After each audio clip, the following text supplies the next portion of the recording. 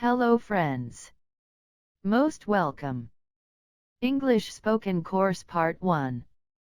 In the first part we will read about English language grammar parts.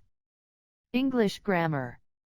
Grammar refers to the way words are used, classified, and structured together to form coherent written or spoken communication.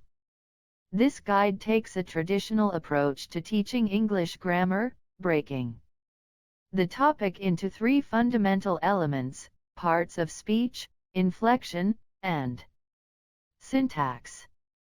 Each of these is a discrete, individual part, but they are all intrinsically linked together in meaning. Parts of speech. In the first part of the guide, we will look at the basic components of English words.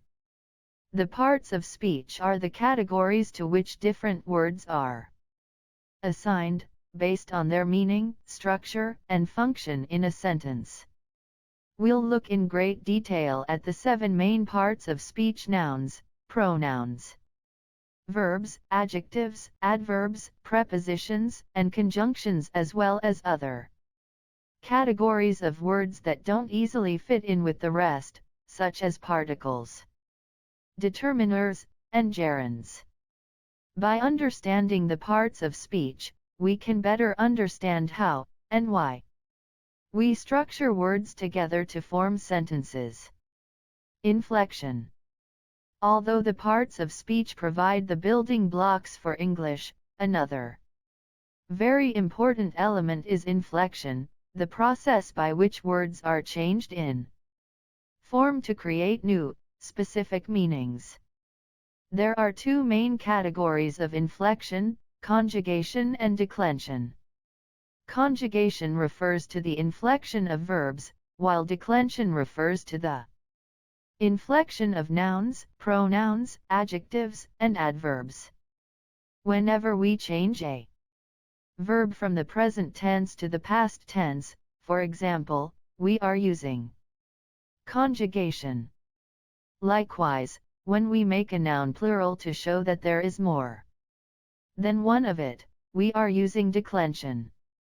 Syntax. The third and final part of the guide will focus on syntax, the rules and patterns that govern how we structure sentences.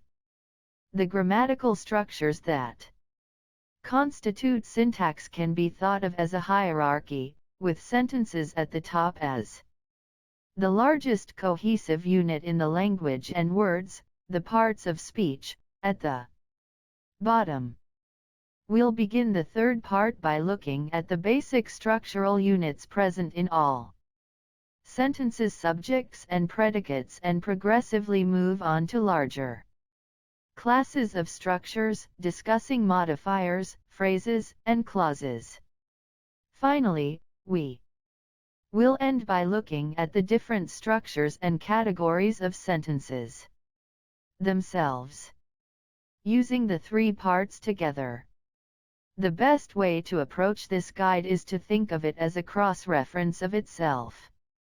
When you see a term or concept in one section that you're unfamiliar with, check the other sections to find a more thorough explanation. Neither parts of speech, nor inflection nor syntax exist as truly separate units. It's equally important to examine and learn about the different kinds of words, how they can change to create new meaning, and the guidelines by which they are structured into sentences.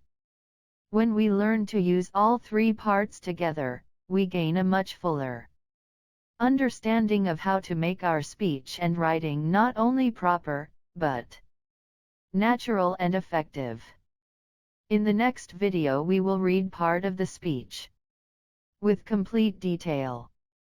Stay with us and subscribe our channel with press the bell icon for more latest updates.